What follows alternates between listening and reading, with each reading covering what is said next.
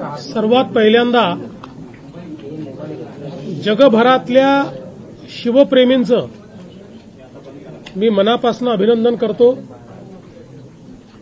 की देशाचे प्रधानमंत्री माननीय नरेंद्र मोदीजी यांनी छत्रपती शिवाजी महाराजांचे 12 किल्ले हे जागतिक वारसा स्थळ म्हणजे वर्ल्ड हेरिटेज साईट घोषित करण्याकरता नॉमिनेट केले होते। खरं म्हणजे माननीय प्रधानमंत्री महोदयांकडे देशभरातनं 7 वेगवेगळ्या साईट्स गेल्या होत्या की ज्यांना जागतिक वारसा स्थळ म्हणून नॉमिनेट करण्याकरता आपल्या सांस्कृतिक मंत्रालयाने भारत सरकारच्या प्रधानमंत्री महोदयांसमोर ठेवलं होतं। मी प्रधानमंत्री महोदयांचे आभार मानेन की त्यापैकी प्रधानमंत्री महोदयांनी हा निर्णय केला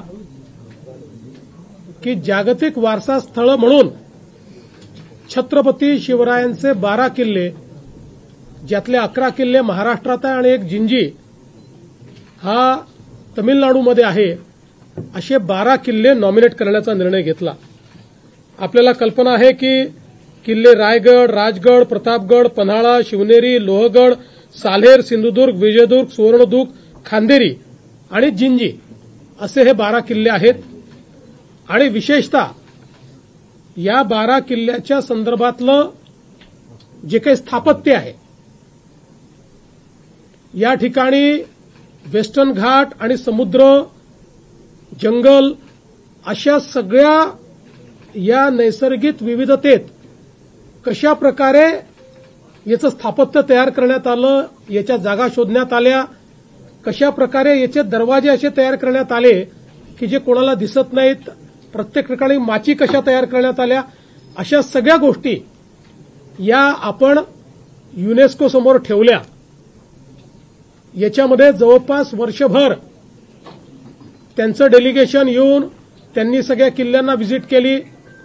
आपले सांस्कृतिक कार्यमंत्री आशिष शेलार यांच्या नेतृत्वामध्ये एक डेलिगेशन आपण तिकडे युनेस्कोमध्ये पाठवलं।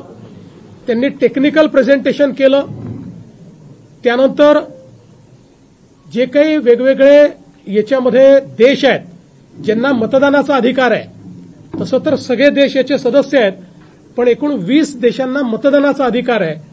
या सगळ्या देशाच्या अँबॅसेडरसोबत मी स्वतः देखील बोललो। आपले एक्सटर्नल अफेअर्स मंत्री आहेत जयशंकरजी, त्यांनी सचिवांनी, सांस्कृतिक कार्यमंत्री गजेंद्रसिंह शेखावत यांनी त्या ठिकाणी त्यांच्याशी संवाद साधला। मी शिंदेसाहेब आणि अजितदादा आम्ही प्राईम मिनिस्टर साहेबांना विशेष भेटलो आणि त्यांनाही विनंती केली की आपण हे नॉमिनेशन केलं आहे, परंतु मतदानाची प्रोसेस आहे आणि 20 वेगवेगळे देश आहेत, त्यामुळे भारत सरकारने पुढाकार याच्यामध्ये घेतला पाहिजे। त्या माध्यमातून त्या देशात आपली जी एम्बसी आहे त्यांच्यासोबत संवाद झाला, त्यांनाही आपण एकत्रित केलं आणि त्यांना त्या देशातल्या सरकारशी चर्चा करण्याकरता सांगितलं। आपल्याला माहिती आहे मध्ये उक्रेनचे फॉरेन मिनिस्टर आले होते, त्यातला एक सदस्य उक्रेन हा देश देखील होता। त्यांना आम्ही मुंबईतच प्रेझेंटेशन केलं आणि त्यांनी तिथेच सांगितलं की आम्ही भारताच्या बाजूने मतदान करू। आणि आपले जे तिथले परमनंट मेंबर जे आहेत शर्माजी, त्यांनी फार महत्वाची भूमिका याच्यामध्ये निभावली। काल ते आणि आपले अप्पर मुख्य सचिव जे आहेत खारगे हे दोघं त्या ठिकाणी उपस्थित होते आणि 20ही देशाने आपल्या बाजूने मतदान केलं आणि एकमताने छत्रपती शिवरायांचे हे किल्ले हे जागतिक वारसा केंद्र आहेत अशा प्रकारे घोषित केलं।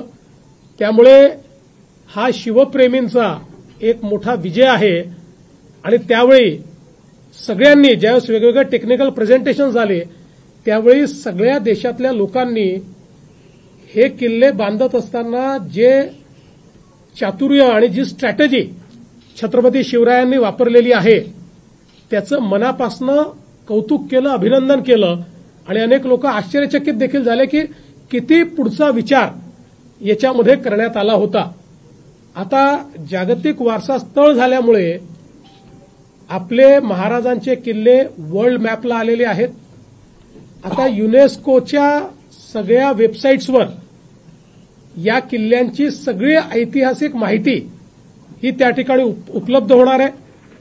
वर्ल्ड टुरिझम मॅपवर हे किल्ले त्या ठिकाणी येणार आहेत आणि युनेस्कोच्या माध्यमातूनही त्या किल्ल्यांच्या ठिकाणी जागतिक वारसा स्थळ म्हणून सगळी माहितीचे किऑस्क उभे राहणार आहेत. म्हणजे यातनं एकीकडे पर्यटनाला तर चालना मिळेलच, पण त्याच्यासोबत महाराजांचा गौरवशाली इतिहास हा वैश्विक करण्याकरता आणि वैश्विक टुरिस्ट इकडे आकृष्ट करण्याकरता आपल्याला याचा एक विशेष फायदा मिळणार आहे. आणि म्हणून मला असं वाटतं की भारतीयांकरता आणि मराठी माणसाकरता हा एक अतिशय महत्वाचा दिवस आहे. ज्या ज्या लोकांनी, असे अनेक लोक आहेत की ज्यांनी याच्यामध्ये मदत केली आहे. मग आपलं जे पुरातत्व विभाग महाराष्ट्राचा आहे त्याचे डायरेक्टर असतील, केंद्रीय पुरातत्व विभाग असेल, खूप याच्या पाठीमागे टेक्निकल अशा प्रकारची माहिती, आर्किओलॉजिकल माहिती, या सगळ्या गोष्टी आपल्याला उभ्या कराव्या लागल्या. कारण एकही गोष्ट पुराव्याविना त्या ठिकाणी ठेवता येत नाही. आणि म्हणून मला असं वाटतं की या सगळ्या टीम्सचं मी अतिशय मनापासून अभिनंदन करतो आणि पुन्हा एकदा सर्व शिवप्रेमींचं या ठिकाणी त्यांचे मनापासून आभार मानतो. आज नवी मुंबई आंतरराष्ट्रीय विमानतळ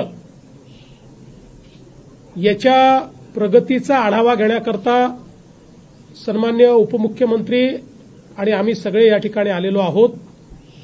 आता त्याच्या प्रगतीच्या संदर्भातलं एक प्रेझेंटेशन आधी आम्ही बघितलं. त्यानंतर प्रत्यक्ष रनवेपासनं तर टर्मिनल बिल्डिंगपर्यंत सगळ्या प्रकारची त्याची प्रगती कुठपर्यंत झालेली आहे याची माहिती ही आज आम्ही घेतलेली आहे. साधारणपणे याची भौतिक प्रगती ही 94% झालेली आहे. रनवे पूर्णपणे सुसज्जित आहे. टर्मिनल बिल्डिंगचं काम झालेलं आहे. टर्मिनल बिल्डिंगचं आता इंटिरियरचं काम चाललेलं आहे. याच्यामध्ये जो बाहेरचा फसाड आहे आणि बाहेरचं जे सिलिंग आहे त्याचं काम हे आता वेगानं करावं लागणार आहे. बाकी सगळं काम जे आहे आता अत्यंत वेगानं चाललेलं आहे. बॅगेज हँडलिंगची जी काही सिस्टीम आहे ती आम्ही बघितली आहे. अतिशय एफिशियंट अशा प्रकारची सिस्टीम या ठिकाणी उभी केलेली आहे की ज्याच्यामध्ये बॅगेचा बारकोड हा 360 डिग्री त्या ठिकाणी वाचता येऊ शकतो आणि त्यातनं ती योग्य ठिकाणी बॅग पोचेल अशा प्रकारची व्यवस्था करण्यात आली आहे. आत्ताच आम्ही या ठिकाणी अथॉरिटीला सांगितलेलं आहे की या एअरपोर्टवर बॅगेज क्लेम ही जी व्यवस्था आहे ही देशातली नव्हे तर जगातली फास्टेस्ट व्यवस्था ही करण्यात आली पाहिजे. तशा प्रकारचा प्रयत्न या ठिकाणी चाललेला आहे. आपल्याला माहिती आहे की ज्यावेळेस पूर्ण हा एअरपोर्ट होईल त्यावेळी 2 रनवे या क्षमतेनं या ठिकाणी 9 कोटी पॅसेंजर करता हा एअरपोर्ट सुसज्जित होणार आहे. म्हणजे मुंबईच्या आताच्या छत्रपती शिवाजी महाराज एअरपोर्टपेक्षा बराच मोठा अशा प्रकारचा एअरपोर्ट होणार आहे. या एअरपोर्टमध्ये अनेक वैशिष्ट्य आहेत. हा ग्रीन एअरपोर्ट आहे. याच्यामध्ये 37 मेगावॅट ग्रीन वीज या ठिकाणी वापरली जाणार आहे. इथले सगळ्या व्हेकल्स ज्या आहेत या ईव्ही राहणार आहेत किंवा अल्टरनेट फ्युएलच्या व्हेकल्स या ठिकाणी राहणार आहेत.